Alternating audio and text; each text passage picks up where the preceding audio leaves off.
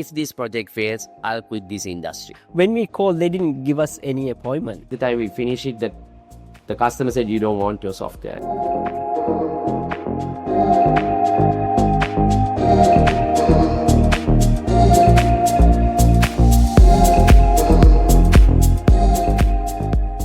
So how did you go from Sinhala fonts to time and attendance and payroll? That's a huge leap. Okay, so that happened in 1997, somewhere around 1997. By the way, so 1994, we set up Microimage Computer Systems as a partnership company. And in 1994, we decided to set up the company as a limited liability company. That's how Microimage Private Limited was born. And our registration goes on 20th September. Yes, today. Yeah. 30 years ago. 30 years ago today was the registration. And in 1996, I think you just finished A-levels, because it was only me and our first sort of paid employee, who's Johan. Okay. So Johan became our first employee. He's a childhood friend from my previous school, Wesley College. And he was also a very good programmer, so I offered him a job to work for us for 5,000 rupees at that time, even though we didn't have office. So we assembled a machine and gave the machine to him to work from his. So when you say we, Damindu's gone to France by then. So, but we collectively discussed. Suren's in school or just out. Well, yeah, it was. I still remember that day. It was just the last day of my A-level exam. After the physics paper, I straight away came to the Nugegod office and met Harsha. Yeah. And I still remember we had a small fridge, and Harsha gave me a bottle of Coke. Harsha said Suren came over after his exam, sat down and never looked back. And 30 years later, he's still here. Years later, he's still next to me. Probably like Coke too. So what were you and Johan doing in the office? Okay, so it's a very interesting time.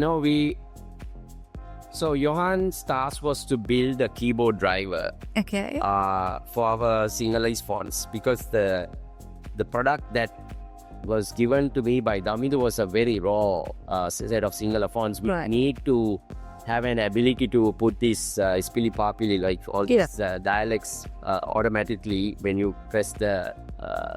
We wanted to nicely program the Vijayasekara keyboard, the Sinhala Vijayasekara keyboard.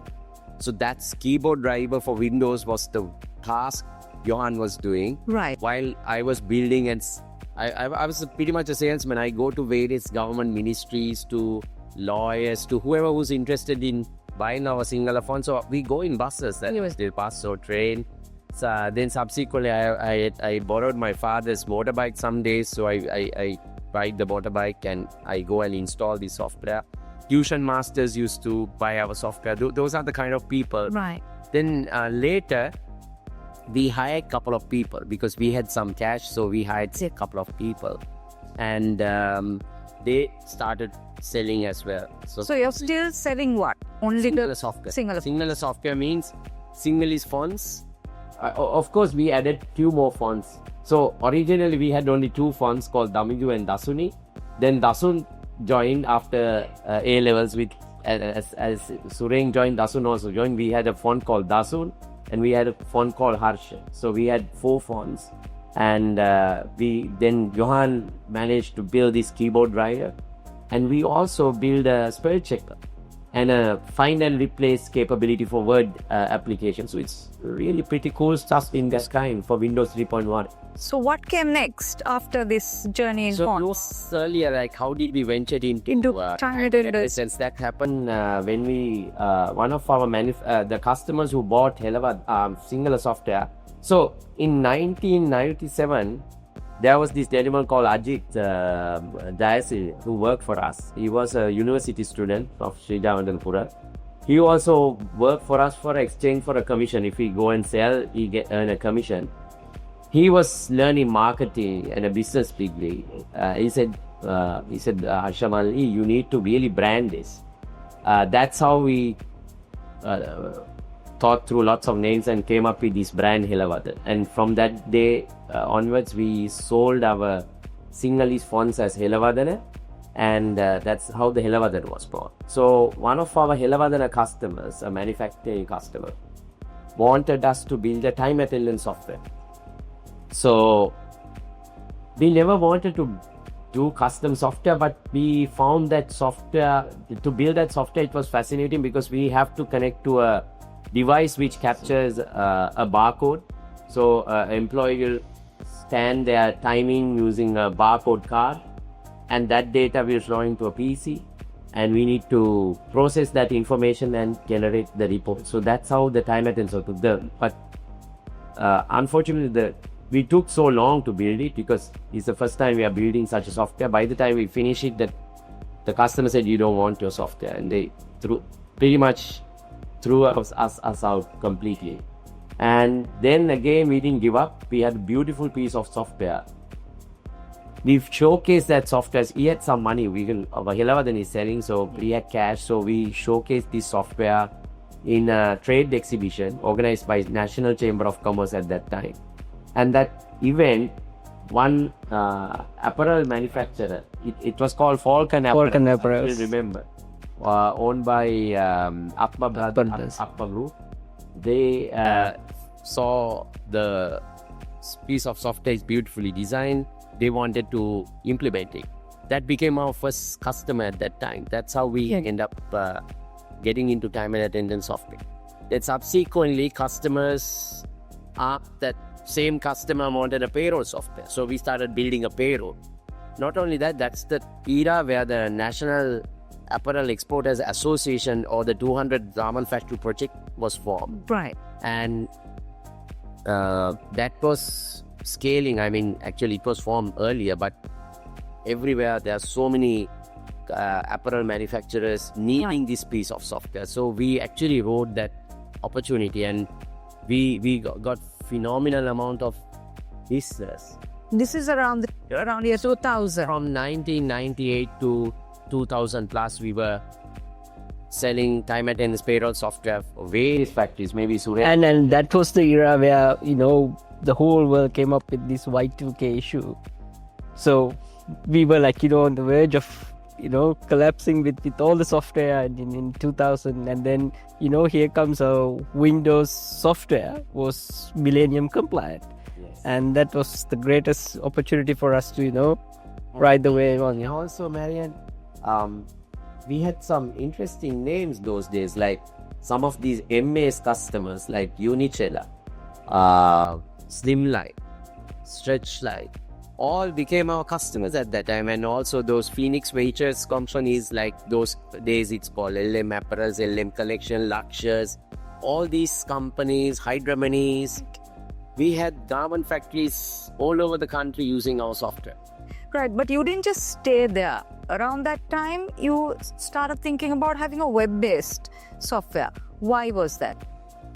So, we started this company. We were always, we loved to code and we loved to build stuff. We were builders from teenage days, all of us. So we saw it's so cool to build a web-based system. But you were the first in the country to do it, right? For HR. We built HR software, and we didn't know much about it. None of us come from HR background, but there was this girl who was working in our office from Jayaweera University. She knew about basics of HR software. So we did essentially employee profile.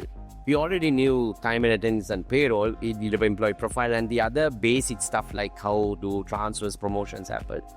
And we built it web-based, and we absolutely struggled to sell it, because imagine like 20-year-old bunch of kids trying to go to some companies. So who bought it first? Who believed in you? Our first customer became a tiny company, a telecommunication company called Dialog GSM. A tiny telecom company. At that time, it was I still remember the head count. It was 300 people. Right. It's a small office run by a young man called Dr. Hans Vijay Surya.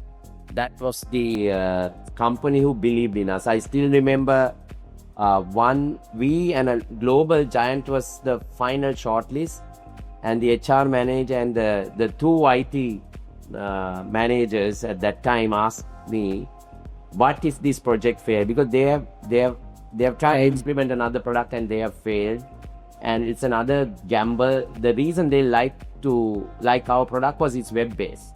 Because they were setting up Dialog GSM offices across the country, and they saw the interesting way of connecting and people applying leave through a web interface compared to a client-server interface, which was the thing of the past. So they saw the future, and they are, interestingly, tagline is a future today. So they believe in a future today sort of a product, if I recall right. And so when Dialog came on board, did I still remember they asked like, what is this doesn't work? Yeah. That was the final question thrown at me. I said, look, all I can say is I'll personally manage this project. If this project fails, I will come. This is all I've been doing since my teenage days. If this project fails, I'll quit this industry. I don't want to be in this industry if this fails. Wow. So we're talking about And so the HR lady said, Jackie Lott, she said, I'm going to write it down. Okay. So you better deliver. And this was the era, sorry to interrupt, Yeah, that's but okay. I still remember, like, most of these large conglomerates, rejected to even, meet when Harsha goes, or rather, when we called, they didn't give us any appointment. Actually, nobody gives us appointments. Sometimes we go and meet the receptionist and go. I mean, all these notable large groups, we just go to their doorstep, talk to the receptionist, and go. Nobody gives us an appointment. Banks actually I remember going to a particular bank. They laughed at us like, "Who this guy is? Like, what do we know about? These kids know HR And then they really didn't believe on it. Like, we saw the potential of, like, having the browser as a canvas for the, that for the next a decade. I mean, this is also still very new. So I'm just coming back to that, Suren. All of you still really believed in what you were doing. Yes. Exactly. Yes, Right? absolutely. That's fantastic. Yes, we believe because it's fascinating. I mean, like when we saw how it was, so Dialog went live. I mean, Dialog probably was the first company in the country to go live with a completely browser-based EHR software. At that time, it's called EHR software. We felt so proud. I mean, people applying online and somebody approves online. It's great stuff. So after that, of course, we had a great reference. We started selling to many other customers. Today, you're selling to over 1,000 companies across the world. Yes.